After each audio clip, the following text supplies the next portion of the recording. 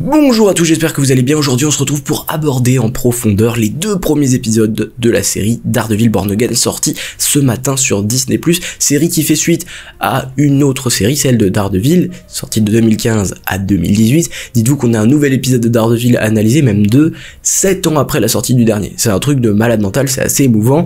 Est-ce que j'ai aimé? Est-ce que j'ai moins aimé? Quels sont les personnages qui ont brillé, d'autres moins, les points positifs, les points négatifs, ce qui a été réussi, ce qui a été moins réussi? On est là pour vraiment analyser dans les détails ces deux épisodes de Daredevil. D'ailleurs, à propos de ces deux épisodes qui sont sortis en même temps, je suis pas sûr que c'était une bonne stratégie de la part de Disney+, de la part de Marvel Télévision, parce que c'est quand même deux gros morceaux. C'est pas le genre de série qu'on va binge-watcher, parce que c'est des gros épisodes avec énormément d'informations, c'est des rythmes assez lents, donc s'enchaîner les deux à la suite, c'est vrai que ça fait beaucoup.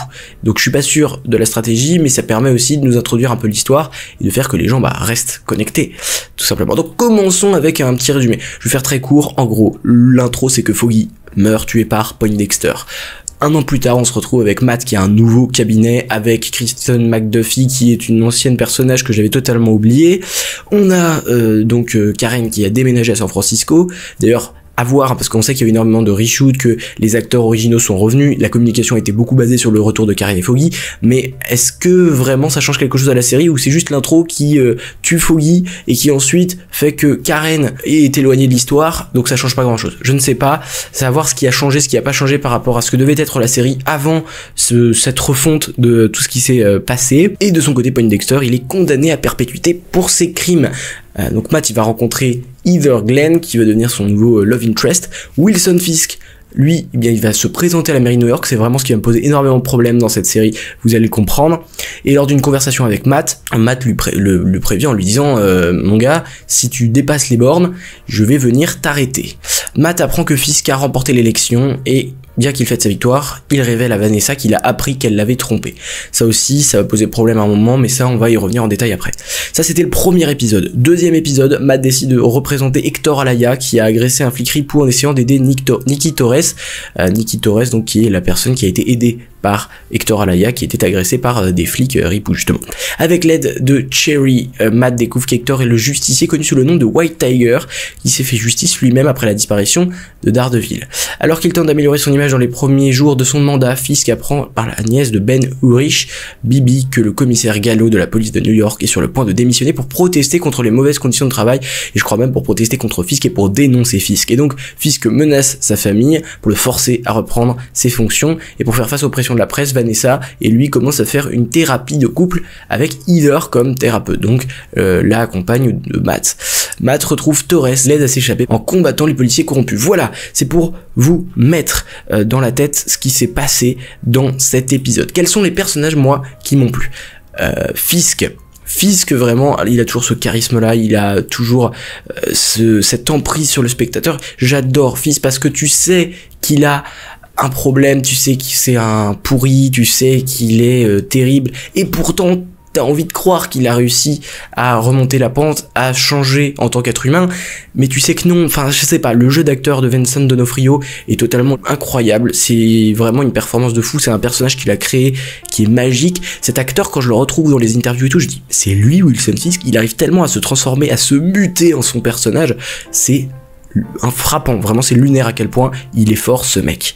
Donc Fisk, toujours les personnages dans les tops, il risque de l'être beaucoup dans la série. Foggy, désolé Elden Elson qui joue ce personnage, parce que je pense que tu en reviendras pas, et pourtant on vient d'apprendre qu'il reviendra. C'est très bizarre. Alors est-ce qu'il va reprendre en tant que flashback, est-ce qu'il va y avoir un truc bizarre, un voyage dans le temps, on ne sait pas. En tout cas, peut-être qu'il reviendra dans la saison 2, mais il est décédé. C'est un choix fort de l'avoir fait mourir dès le tout début de la série, et j'ai plutôt bien cette prise de risque parce que c'est quelque chose qui était à la fois inattendu et qui lance quelque chose de fort, qui lance des bases très solides pour une histoire émotionnelle. Et enfin Karen, j'adore cette actrice et comment elle ressent l'émotion, et je veux la voir plus dans cette série, je veux qu'elle intervienne plus que là on a eu dans les deux épisodes, parce que c'est quand même elle qui parfois steal the show, quoi. C'est vraiment une actrice phénoménale qui arrive à vraiment voler la vedette à l'écran, qui est très charismatique. Je veux la voir plus. Et pour côté flop, Poindexter, parce que ce mec débarque de nulle part. Et d'ailleurs, si vous avez pas vu la série originale, c'est compliqué de comprendre les personnages, hein. Fisk, tu comprends pas pourquoi c'est une menace, tu comprends pas pourquoi c'est grave qu'il arrive à la mairie de New York parce que tu ne sais pas ce qu'il a fait, tout simplement. Poindexter, tu sais pas qui c'est. Donc, quand il arrive et qu'il tue tout le monde, on sait vraiment pas qui c'est, donc on n'a pas le contexte nécessaire pour comprendre. Il n'y a pas l'attachement envers Foggy Nelson, envers Karen, envers Matt. Du coup, on n'a pas d'implication. Je pense que si tu n'as pas vu la série originale, tu loupes la moitié des informations qui sont nécessaires. Donc, il n'a aucun dialogue, donc c'est un peu bizarre. Et puis son costume, je le trouve bizarre aussi. Pourquoi ne pas s'inspirer de ce qu'a fait les comics, sachant que c'est à chaque fois des costumes très intéressants et visuellement plutôt intéressants qu'on a dans les comics, avec cette cible, ce costume noir, et là non, il ne l'aborde pas à chaque fois, c'est différent. J'espère qu'un jour il l'aura, et que c'est prévu, parce que ce costume là je le trouve un peu cheap, même si le combat est plutôt pas mal avec Matt, mais un combat ça ne suffit pas pour faire un personnage, et je trouve que il ne dit rien, il ne dégage rien, et même s'il était fou dans la saison 3 de Daredevil, il avait ce côté, il agit pour une raison, pour de la reconnaissance. Quand il tue quelqu'un, ça veut dire quelque chose, je veux dire. C'est pas au hasard, il prend pas son gun et il tire au hasard sur les gens. Non, il y avait quelque chose de plus profond, une volonté de se faire reconnaître de la part de Fisk, d'avoir intérieurement un but. Il y avait pas trop ce côté je bute pour buter, il y avait quand même un arrière-fond, une double pensée quand il butait quelqu'un. Là, j'avais pas cette impression-là, et puis on ne pourra pas le savoir puisqu'il ne parle pas. À moins quand il rigole quand Foggy est mort, mais ok, c'est un psychopathe, et c'est tout ce que vous voulez. Je le trouve agir sans vraiment trop de raison, et ça c'est dommage. Matt, oui, je le mets dans les flops, ne venez pas me poser problème, mais c'est vrai que Matt, il a totalement changé de comportement. C'est très étrange. Genre, Matt est beaucoup plus souriant, beaucoup moins ravagé que dans les 3 premières saisons de Daredevil. Après oui, vous allez me dire, le temps a passé, c'est vrai que 7 ans, et les personnages ont vécu 7 ans aussi, donc c'est vrai qu'il a peut-être lâcher un petit peu cette part sombre de lui, mais on retrouve beaucoup moins cette noirceur en Matt, et aussi quelque chose d'autre qu'on retrouve moins, c'est Daredevil qui est un justicier qui ne tue pas. Là, il a la volonté de tuer Poindexter, il le balance du haut d'un toit. À la fin du 2e épisode, il tue 2 flics corrompus. C'est pas le Daredevil que j'aime, c'est pas le Daredevil que je connais, qui, quand même, malgré tout, respecte un petit peu les institutions judiciaires pour punir ceux qui ont fait du mal. Oui, il se fait justice soi-même, et quand la justice ne fait pas son travail, mais d'un certain sens, il est aussi respectueux de l'éthique et de sa religion chrétienne qui dit tu ne tueras point, et là, il tue. Alors, je ne sais pas exactement s'ils sont morts ou pas, mais la volonté, clairement, est de se faire mal, quoi. Matt, je suis pas sûr qu'il a ça d'habitude. Il combat, mais il combat jamais avec la volonté de tuer. Et là, c'est pas le même Matt Murdock. Quand je dis qu'il a plus la part sombre, on sent qu'il est beaucoup plus léger, c'est beaucoup moins le Murdock qu'on avait, et qui était très uniforme dans les 3 premières saisons, qui avait globalement le même comportement. On est sur un personnage, en fait, presque différent, dans une série qui a l'air, et on va en parler, très différente aussi. Et McDuffie, alors elle se prend une balle perdue, comme je l'ai dit, c'est un personnage, pour l'instant, qui ne m'intéresse pas, c'est pour ça que je l'ai mis là. Et on n'a pas cet attachement émotionnel qu'on avait quand on voit Nelson, Page et Murdock. Quand on voit cette enseigne, on se dit ah quand même c'est 3 personnes qui s'aiment, etc. Là on n'a aucun attachement réel, et c'est purement quelque chose de professionnel. Du coup le personnage m'intéresse moins, et voilà. Pour ce qui est des points positifs, il y a des idées innovantes. Il y a l'intro notamment, avec ces idées innovantes, avec des plans sur New York, avec cette idée de jouer avec la lumière, de jouer avec la fumée, de jouer avec les regards, avec un plan qui m'a paru aussi très beau, c'est quand on voit le reflet de Wilson Fisk, qu'il a l'air d'avoir une auréole dans le reflet de sa table. Il y a plein de petits plans comme ça qui sont très satisfaisants, et qui montrent qu'il y a eu beaucoup de travail, notamment je pense dans le premier épisode avec les réalisateurs de Loki, de Moon Knight, qui avaient déjà prouvé parce qu'ils savaient faire du beau. Là on sent aussi que c'est filmé dans les rues de New York, on sent le réel, on sent les décors, ça fait extrêmement plaisir. Donc il y a beaucoup de choses qui m'ont plu au niveau de la musique, au niveau du sound design, au niveau de la réalisation. Il y a beaucoup de positifs, et j'ai vraiment aimé ce côté-là. Enfin, visuellement c'est beau, on a des beaux combats, des chorégraphies superbes, on retrouve un petit peu la patte, et on retrouve des personnages bien écrits, avec des dialogues bien écrits. Voilà, c'est pour ça que moi je trouve que c'est une digne suite, et une intro qui envoie évidemment du lourd. L'intro elle est magnifique, c'est évidemment ce qui fait la force de ces deux épisodes, c'est l'intro de l'épisode 1 qui met une claque directe, avec un rythme super fort, avec une surprise quand on voit qu'il commence à tuer tout le monde, enfin, il y a plein d'idées mémorables, et franchement cette intro là est peut-être la meilleure de toute série Marvel confondue. Elle est émotive, mais de toute façon Marvel arrive bien à faire ses premiers épisodes, c'est franchement, même dans Secret Invasion, l'intro est très très bien aussi.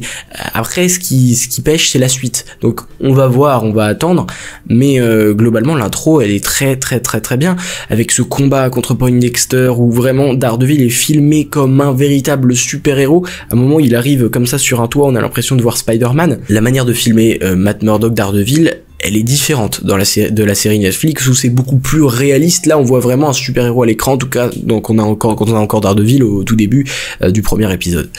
Voilà, donc l'intro elle envoie du pâté, elle est géniale, on retrouve des personnages qu'on aime, donc c'est aussi un point positif, on retrouve des personnages, une ambiance, des relations qu'on aime beaucoup, parce que ces personnages on a appris à les aimer au fur et à mesure de nombreuses heures avec tous ces épisodes des 3 premières saisons, donc c'est des personnages auxquels on est attaché forcément, donc c'est d'autant plus dur de voir Foggy s'en aller, mais ce choix justement est aussi un point positif, ce choix de se séparer de Foggy dès le début.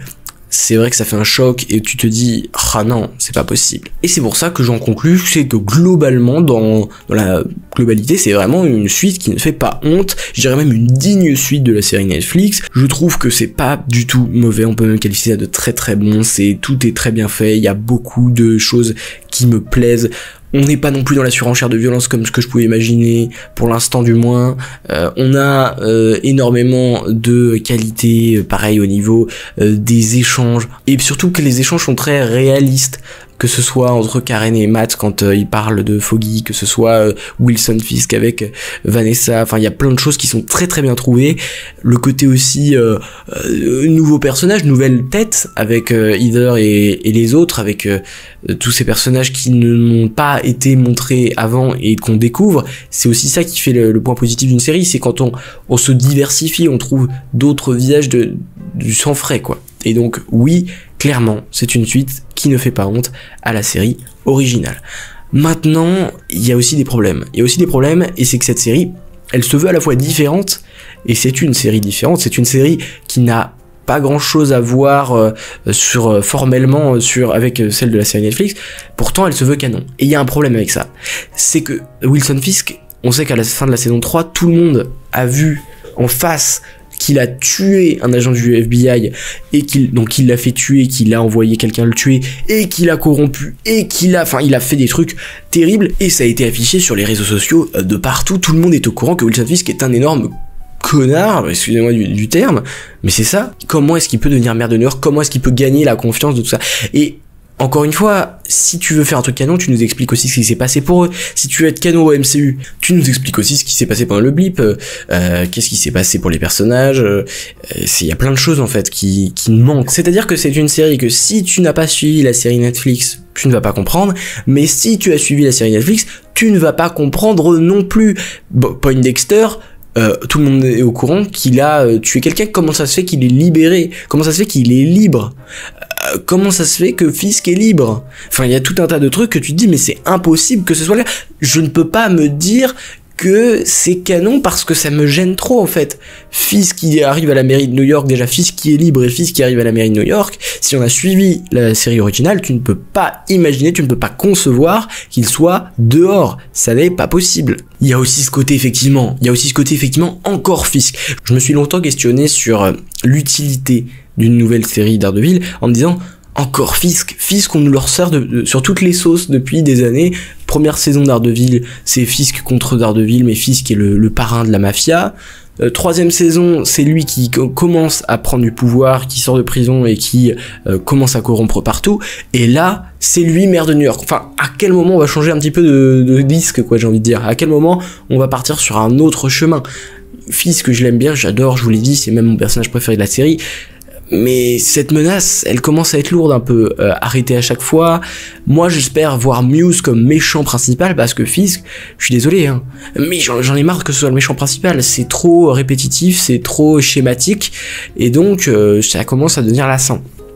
Voilà aussi un autre point négatif, et je trouve également que la photographie n'est pas au niveau. Alors oui, la réalisation, elle est superbe, je vous l'ai dit, il y a plein d'idées, il y a plein de trucs. La photographie en elle-même, je trouve qu'il manque une noirceur, une profondeur, un contraste. Enfin, il y avait un truc unique dans la série Netflix, on n'est pas du tout sur la même approche cinématographique, ce qui fait qu'on se demande parfois aussi, est-ce que c'est la même série? Je vous l'ai dit, c'est très bien, mais si on prend en compte la première série, on se rend compte que ça n'a rien à voir. Donc, c'est juste ce côté-là, canon à la première série, qui me pose problème, qui me gêne.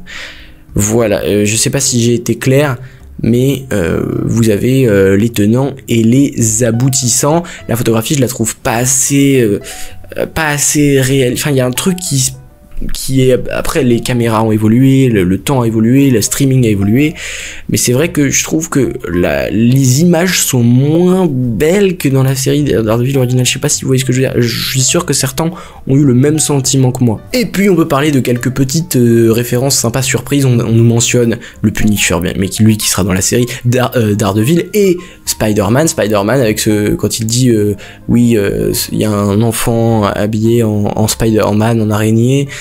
Donc oui, il mentionne Spider-Man. J'espère que d'ailleurs un jour il pourra y avoir un accord pour qu'on ait dans la série Daredevil Spider-Man qui apparaisse, ou l'inverse, hein, Daredevil qui apparaisse dans le film Spider-Man, pour que ces deux puissent enfin être en contact, parce que c'est ce qu'on attend. Et puis ce méchant qui est tué par Daredevil a un logo, donc ce flic corrompu a un logo du Punisher. Donc qu'est-ce que ça veut dire? Que le Punisher a son propre empire et devient un nouveau Wilson Fisk, ou en tout cas qui a une secte, une organisation? C'est ce qu'on va découvrir dans la suite.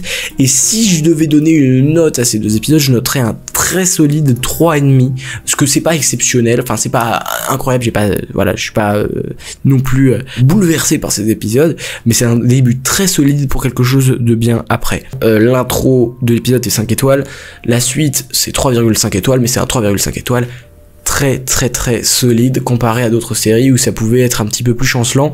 Là on est sur du très solide, et j'ai hâte de vous retrouver pour parler des autres épisodes de la série. Voilà, n'oubliez jamais, Subscribers, rassemblement.